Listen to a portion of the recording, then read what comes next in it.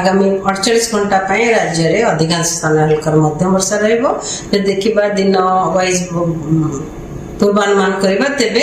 आगामी 24 घंटा रे पूरा राज्य रे अधिकांश स्थान रे हल्का मध्यम वर्षा रहबार संभावना रही ता सहित प्रबल अति प्रबल वर्षा गोटे किंबा दुटा स्थान रहबार संभावना रही जेमति कि मयूरभंज जिल्ला रे ता सहित प्रबल वर्षा गोटे किंबा दुटा स्थान रे जेमति कि सुंदरगढ़ झारसुगुड़ा संबलपुर बरगढ़ सोनपुर बौद्ध नयागढ़ अनुगुल ढेंकानाल देवगढ़ केउंझर जाजपुर ढेंकानाल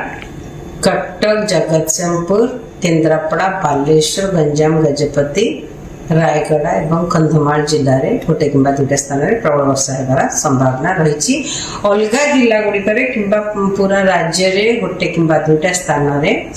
वर्षा सहित बिजुली घड़घड़ी झटका पवन 30 रु 40 किलोमीटर पर आवर रहिबार संभावना रही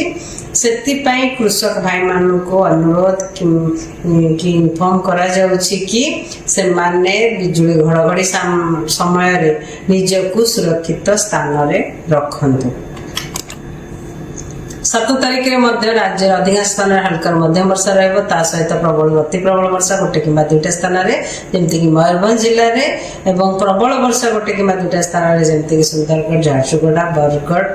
संबलपुर देवगढ़ केउंझर अनुगुल ढेंकानाल जाजपुर भद्रक बालेश्वर केन्द्रापड़ा बालेश्वर एवं कटक जिले में सहित गंजाम गजपति जिले में गोटे कि दुटा स्थान में प्रबल वर्षा होगार संभावना रही किंतु